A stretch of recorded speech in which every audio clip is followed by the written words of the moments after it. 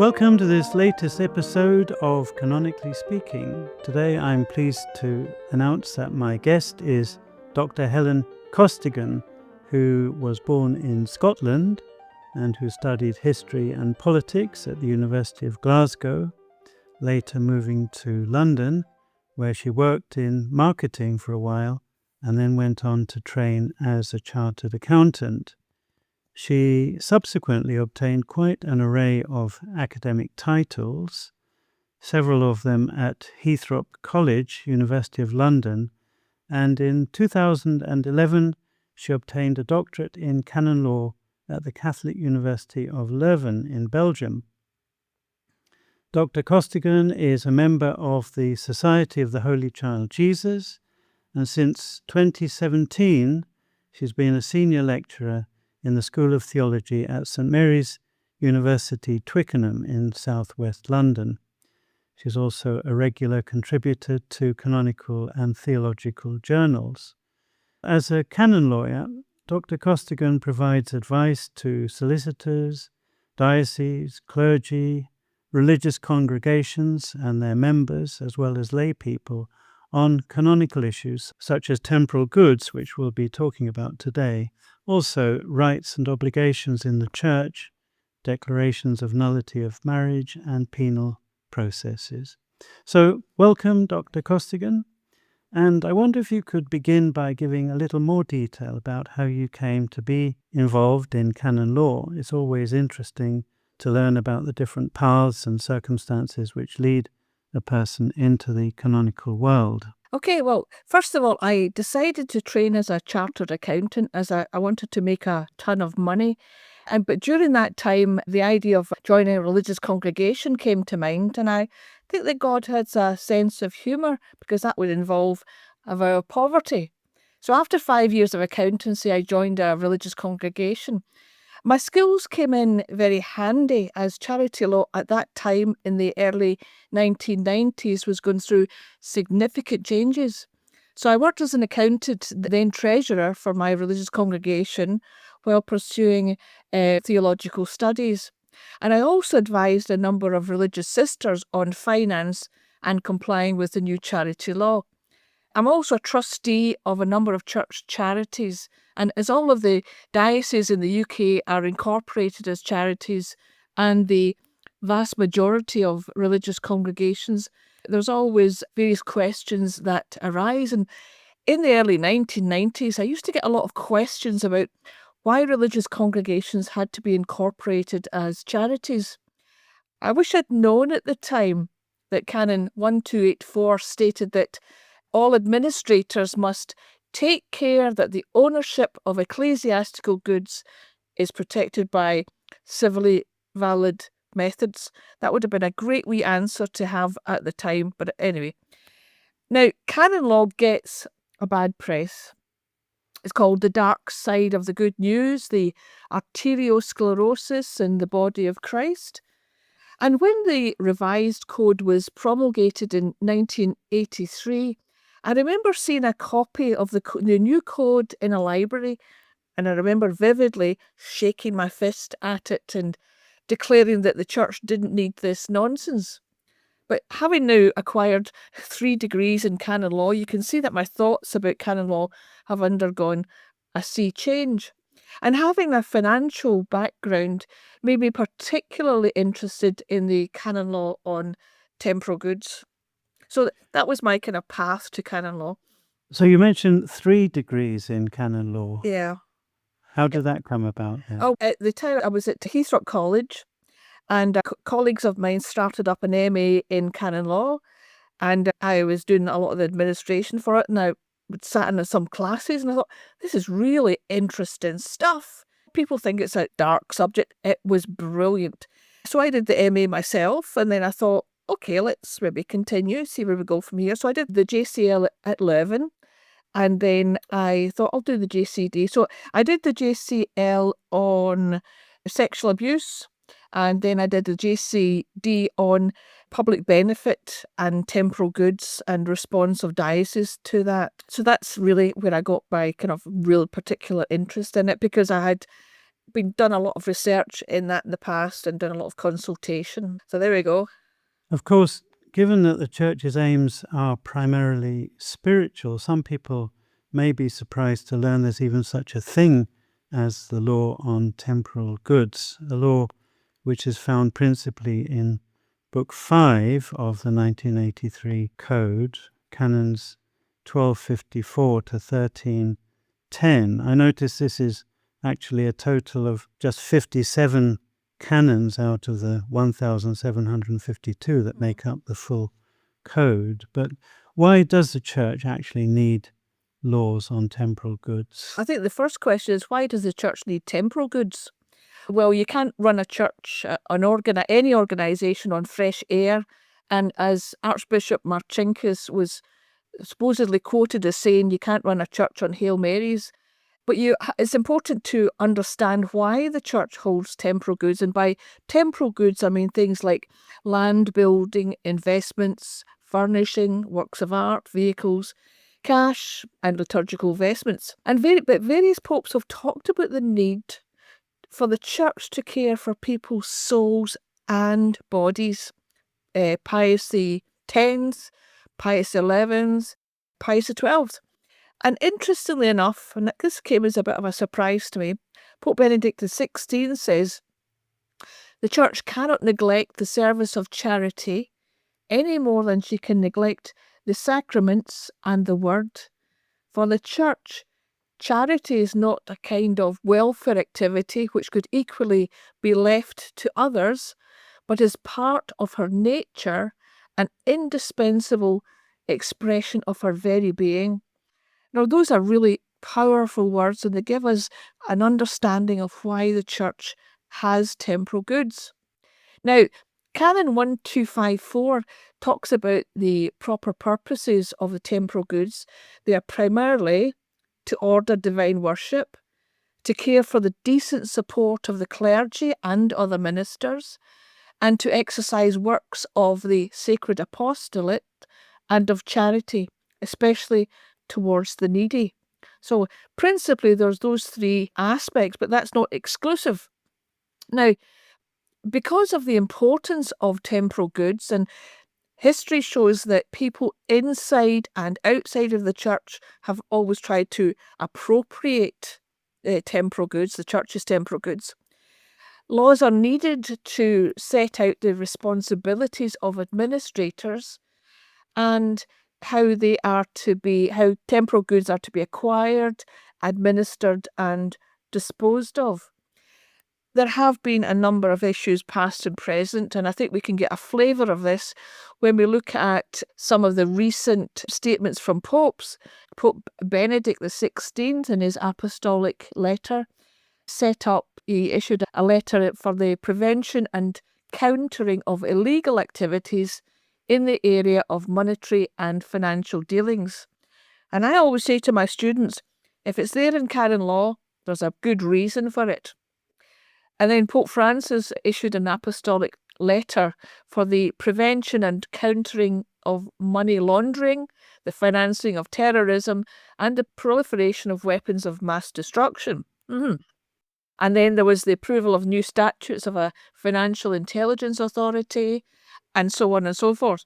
Clearly, the administration of temporal goods is an issue, and I think the popes have recognised that there is a need for laws to make sure that they are administered correctly.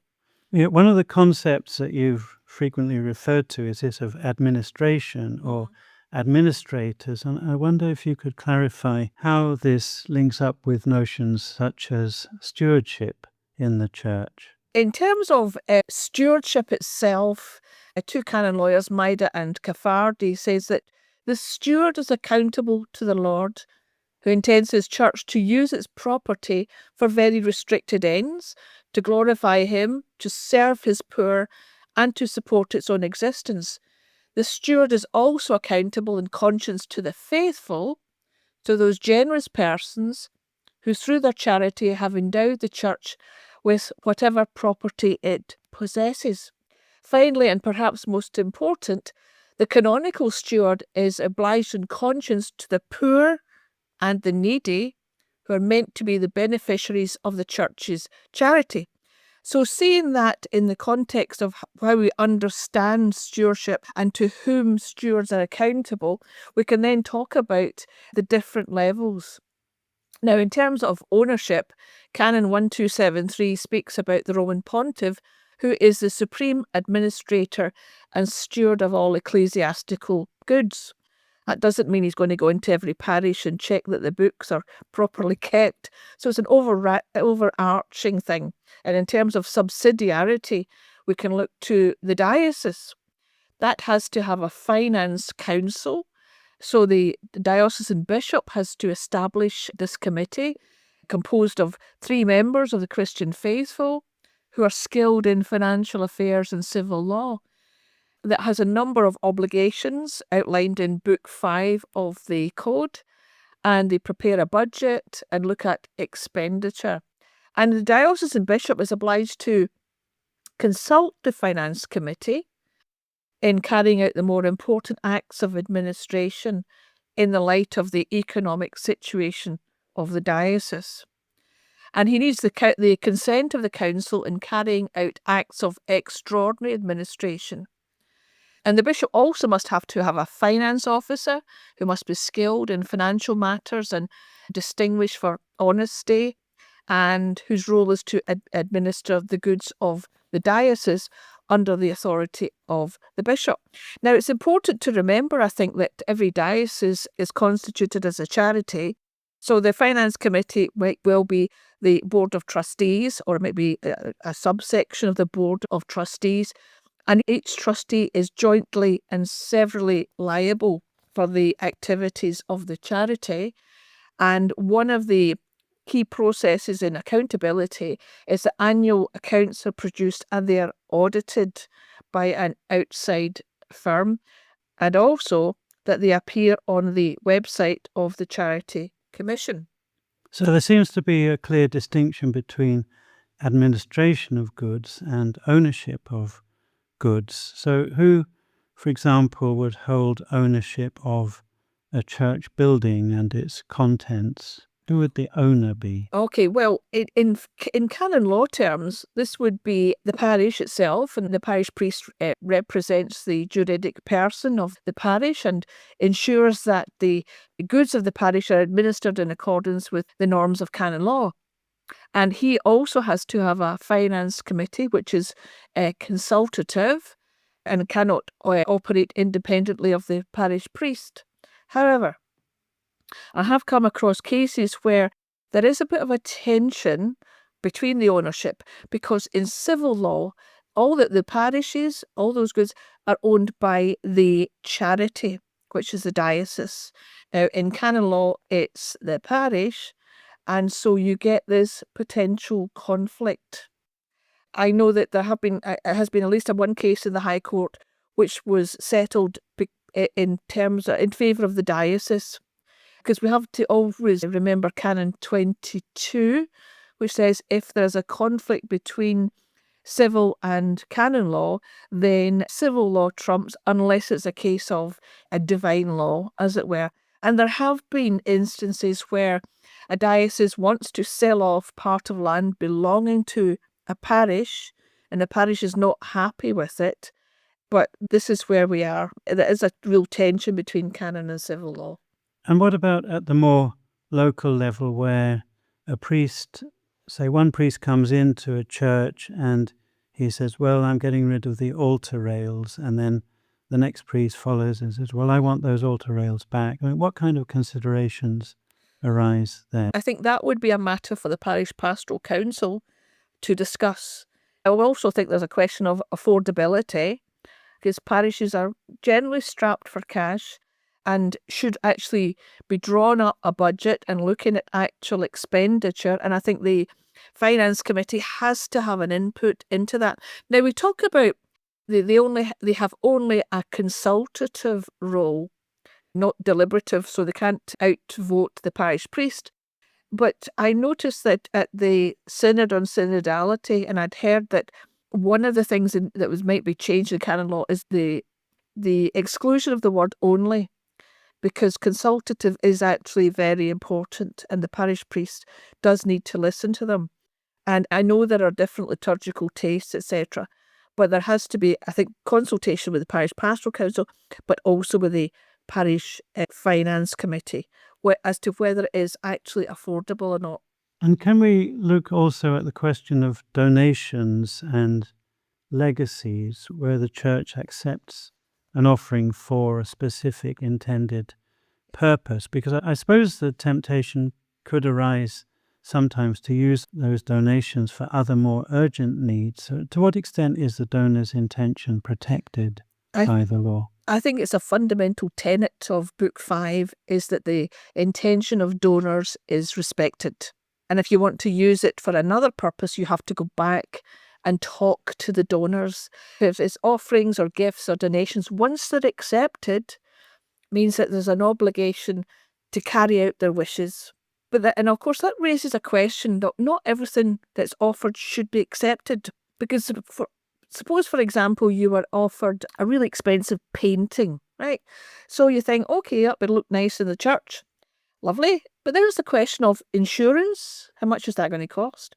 Security. How much is that going to cost? So you have to think about carefully about what you accept and whether it's possible to fulfill the wishes of the donor.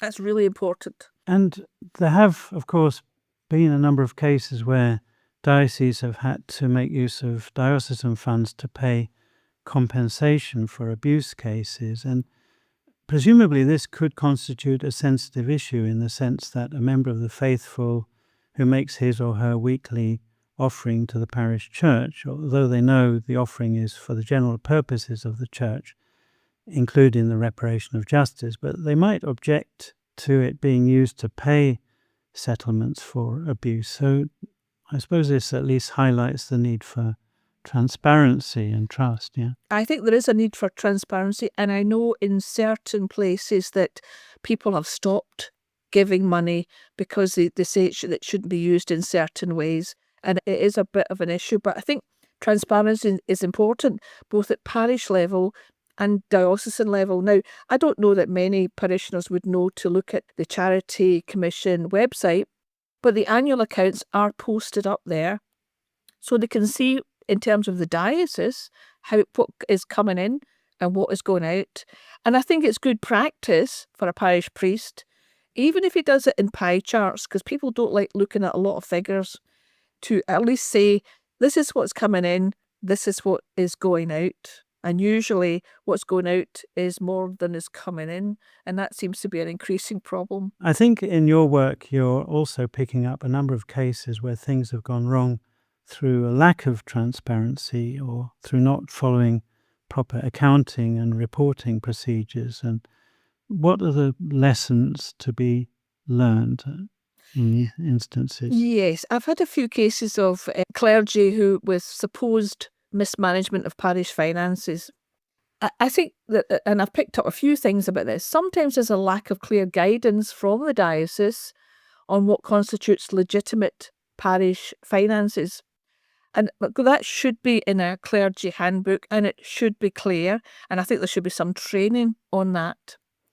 Another issue is overspend on property repairs, and I think that's why it's important to have a proper budget and also to compare it to actual expenditure. I think there's sometimes miscommunication between a parish and the diocesan accountant, so it's important to keep an audit trail of letters and emails to see what was discussed. And also, I think very important is keeping proper books of account. Now, not every priest is going to be an accountant, so that's why they should get some help with that, either from the diocesan side or parishioners who understand income and expenses and books and so on. So that's the kind of thing I think that's really important. Transparency, keeping proper books of account, proper communication, and looking at budgets and making clear the expenditure that's going to be incurred. And that seems to be particularly relevant in relation to this infamous case of the Vatican and the failed London investment. A lot of the details are very murky indeed, but the case does highlight the need for proper administration and due diligence. Yes, I think I've been reading quite a lot about it, and it's who was responsible, who said what, who decided it was a good investment.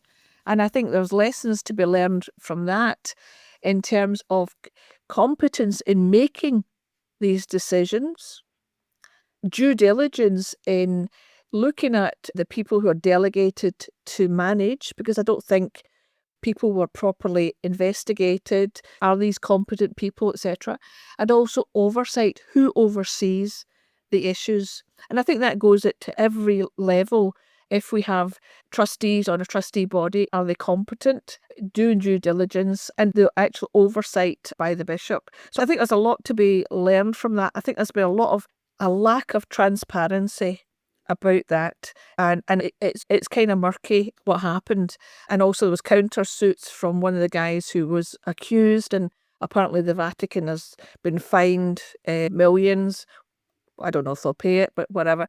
But it's a lesson also that I hesitate to say trust nobody, but you can't always say that somebody at face value knows what they're doing or is acting in best interests of the church. And amongst the documents that you mentioned earlier on, some of them relate to financial crimes and penalties, which seems to be acquiring more attention these days. Have you got anything to say about that? Yeah, I looked at the Apostolic Constitution, Passite Gregum Dei, if that's the right pronunciation, and that was of particular interest to me as an accountant, because given the extent and monetary value of ecclesiastical holdings at local, diocesan and universal levels, there was surprisingly little in the code in terms of penalties relating to mismanagement.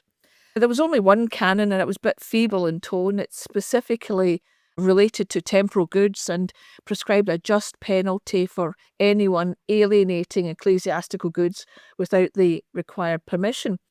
But of course, there have been major scandals, as I've mentioned: embezzlement, misappropriation of funds, money laundering, hidden assets of balance sheet funds and real estate. The code has been revised with a new canon, 1376, which includes those who steal ecclesiastical goods and also those who have been gravely negligent in administration. And I think that's really important, gravely negligent in administration. So looking at the issue of alienation, the revised canons make it clear that penalties will be imposed on those who administer or alienate ecclesiastical goods without the prescribed consultation, consent or permission, or without another requirement imposed by law for validity or for lawfulness.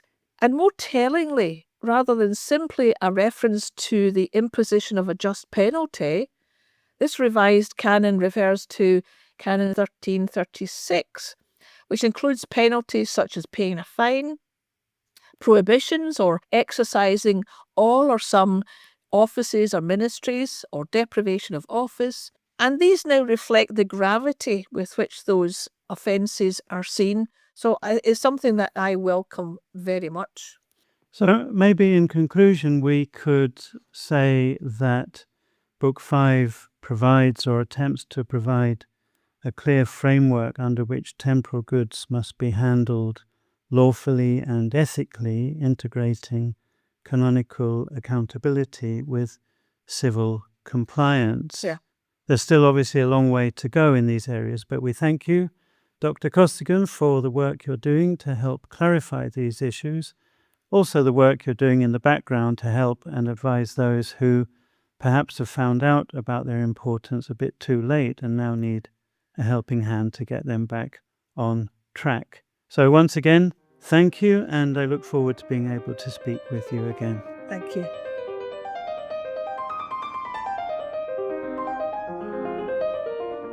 Thank you once again to my guest today, Dr. Helen Costigane, and to my producer, Charlie Brown. And thank you to Imma Setiardi for her rendition of C.P. Bach's Solfeggetto, which opens and closes this podcast.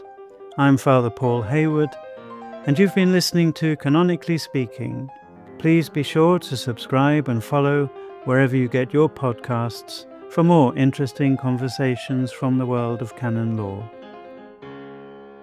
And if you have any questions, comments, or even suggestions of guests for future episodes, then please do contact the show on Canonically Speaking podcast@gmail.com. We'd love to hear from you. So until the next time, goodbye and God bless.